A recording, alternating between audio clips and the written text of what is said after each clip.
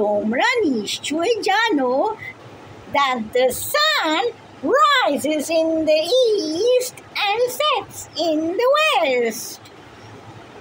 সূর্য east পূর্ব থেকে ওঠে আর পশ্চিমের আকাশে নেমে গিয়ে ঘুমিয়ে পড়ে।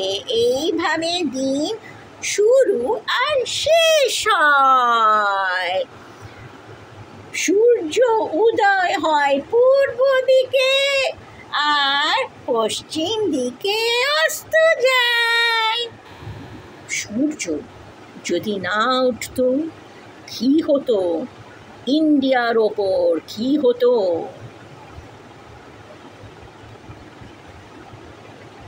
এক গল্পে আছে যে রাবণ রাজা খুব রেগে গিয়েছিল সূর্যদেবের ওপর।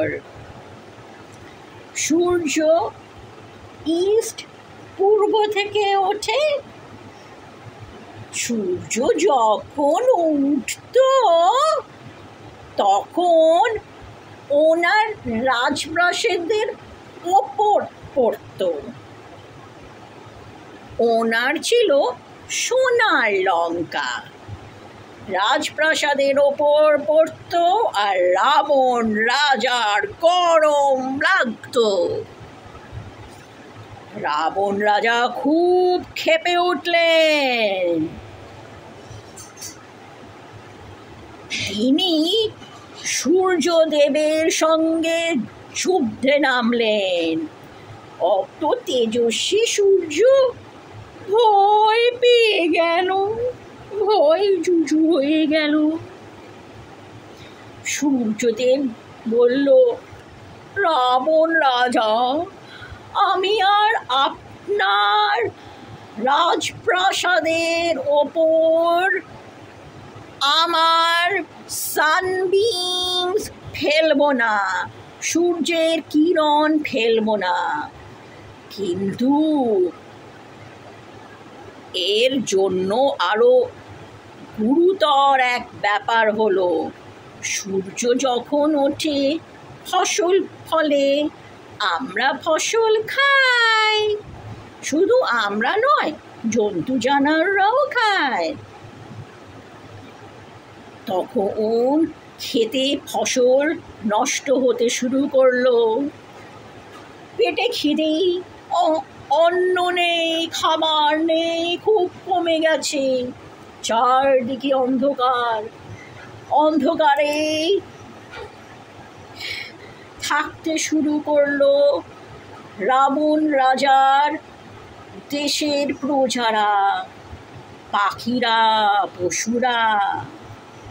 তখন রামচন্দ্র আসলেন, রাবণ রাজার সঙ্গে যুদ্ধ করলেন। রাবণ রাজা মারা গেল। আর তখন সূর্যের আবার সাহস হলো ইস্ট পূর্ব দিক থেকে ওঠার, আবার ফসল ফলতে শুরু করলো। আমি জানি যে এই লঙ্কার যুদ্ধ নিয়ে অনেক রকমের গল্প আছে। আমি বিশুর সঙ্গে সম্পর্ক যে একটা গল্প দেখলাম সেটা আবার আমার মতন করে বললাম। রাম রাজা, রাবণ রাজা, ওনাদের নিয়েও বিভিন্ন গল্প আছে, সূর্যদেবকে নিয়েও বিভিন্ন গল্প আছে। তা আমি শুধু এই গল্পটাই আজকে বললাম, কেননা আজ বিশু। তা এই দিনটাকে বিশু বলে পালন করা হয়। কেন?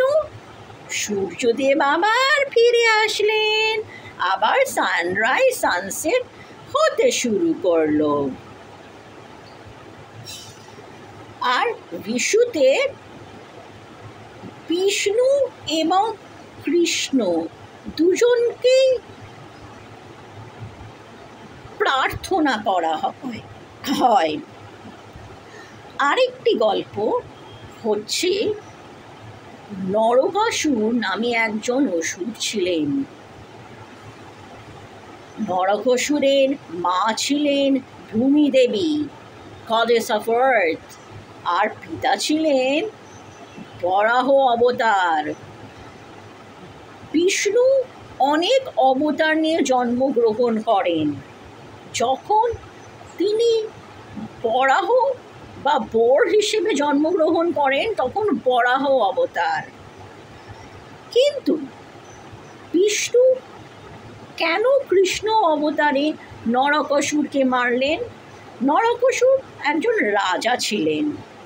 নরকাসুর স্বর্গ, মর্ত, পাতাল এই 3 জায়গায় গিয়ে অনেক হামলা করলেন, অনেক ধন দৌলত নিয়ে গেলেন, সকলকে ভয় দেখালেন, আর মহিলাদেরও অপহরণ করে ওনার রাজপ্রাসাদে আটক রাখলেন। তা এইসব দেখে কৃষ্ণ মেরে ফেললেন নরকাসুরকে। আর এই দিনে পালন করা হয় বিশু বা মালয়ালি নববর্ষ। আবার কৃষ্ণ, বিষ্ণু, নরকাসুরকে নিয়ে অনেক রকম গল্প, অনেক রকম মত আছে। আমি শুধু এটাই বললাম কেননা আজ বিশু।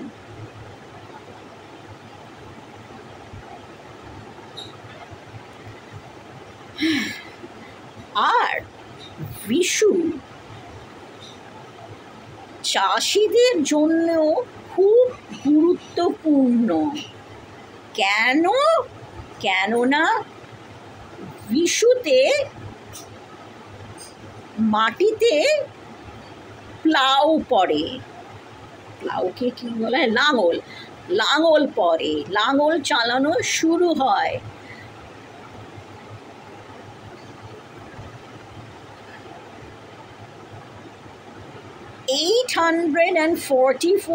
AD বা খ্রিস্টাব্দ থেকে বিশু পালন করা শুরু হয় কেরালাতে। এখন যেহেতু এটা একটা বেড়াল চ্যানেল, হ্যাঁ তোমরা বিশু পালন করো সব, আমাদের চাষিদের কথা অনেক ভাবা উচিত। মাইন্ডস আই নিয়ে চলে যাও অ্যাগ্রিকালচারাল ফিল্ডসগুলোতে। এখন আমাদের চাষিরা, ফার্মার্সরা কী করছেন। আর এটাও মনে রেখো, ফার্ম অ্যানিমালস এর ভেতরে আছে ডগ আর ক্যাট। তোমরা যদি ফার্ম অ্যানিমাল সেট কেনো, অনেকগুলোর ভেতরে ডগ আর ক্যাট আছে, সবগুলোর ভেতরে নয়। ডগ কী করে? ফার্ম, ক্রপ ফিল্ড পাহারা দেয়।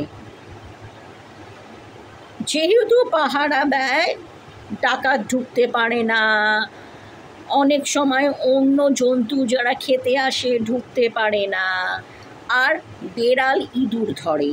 নইলে ইঁদুর আমাদের ফসল খেয়ে নিত, আমরা কি খেতাম। এটাও ঠিক যে ইঁদুরদেরও পেটে খিদে, এটা সত্যি। আর যে জন্তু জানোয়ার খেতে আসতে পারে না, ওদেরও পেটে খিদে। তাই জন্য বনে, জঙ্গলে বা চাষ জমির বাইরেও ওদের খাবার থাকা উচিত। কিন্তু আমরা যদি অযথা অনেক বাড়ি, মল এগুলো বানিয়ে ফেলি, যেগুলোর আসলে কাজকলা বিশেষ কোনো লাভ নেই, কী হবে? তবে হ্যাঁ, আমিও একটা ফ্ল্যাটে থাকি, আমাদের লোক সংখ্যাও কমানো উচিত। যাই হোক, আমি এখন জাস্ট বলেই যাব, অনেকে বিরুদ্ধতা করতেই পারে আমি যা বলছি, বাট বিশুর জন্য আমি গ্রিটিং জানালাম। আর ওই ফার্ম অ্যানিমাল সেটে মুরগি আছে, আর গরু আছে, ভেড়া আছে, অনেক কিছু আছে। মনে রাখবে কুকুরও আছে, বেড়ালও আছে। বেড়াল, এটা যেহেতু বেড়াল চ্যানেল,